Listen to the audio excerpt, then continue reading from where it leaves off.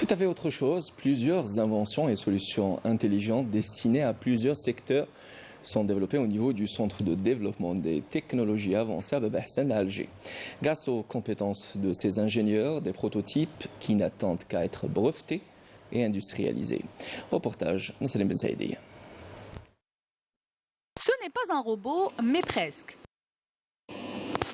Dans le cadre des projets impact socio-économique proposés par la DGRSDT, nous avons proposé de développer un prototype de chaise roulante robotisée. Une invention révolutionnaire réalisée par Sarah Bouraïn, jeune ingénieure du Centre de développement des technologies avancées, qui permettra à un handicapé moteur d'avoir plus d'autonomie.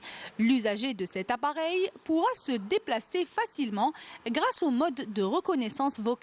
Là, nous offrons la possibilité c'est-à-dire d'un contrôle indépendant de la chaise. C'est-à-dire l'utilisateur, il aura juste à choisir une destination désirée et la chaise va se déplacer vers cette destination d'une manière indépendante, sans aucune intervention. Donc ce type d'application, il peut être vraiment appliqué par exemple dans les aéroports, dans les hypermarchés, dans les hôpitaux. Grâce aux compétences de ces chercheurs, le CDTA est devenu un acteur national incontournable en matière de technologie avancée. Le centre a mis à la disposition de plusieurs secteurs une multitude de solutions intelligentes à l'image de ce drone de surface autonome qui permettra de contrôler la qualité de l'eau des barrages ainsi que leur capacité de stockage. Et en plus, en fonction des appareils de mesure qu'on veut embarquer sur ce drone,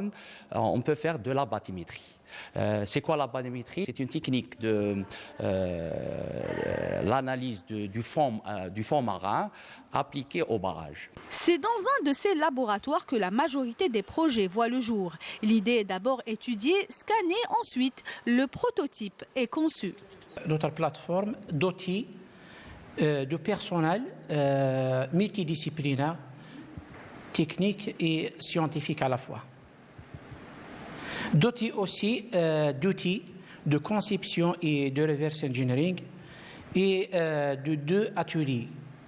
Atelier de prototypage rapide et atelier de fabrication par des outils numériques et conventionnels et mécanosoudés. Mais quel est le sort de ces inventions une fois réalisées? On développe des produits et des solutions. Et quand on les développe, ce sont des prototypes. Donc nous engageons des partenariats avec des organismes étatiques et des entreprises aussi publiques et privées. Ces organismes-là assurent l'industrialisation de ces produits et nous leur assurons l'accompagnement technique pour la certification, pour la qualification, pour l'homologation, etc. Donc nous les accompagnons et nous leur assurons aussi la propriété intellectuelle du produit. Ce centre a à son actif plus de 80 projets orientés essentiellement vers le service public au profit de plusieurs secteurs, dont la santé, les ressources en eau, la pêche, l'agriculture, l'éducation nationale, l'énergie et le ministère de l'Intérieur. Des projets qui n'attendent qu'à être brevetés et industrialisés.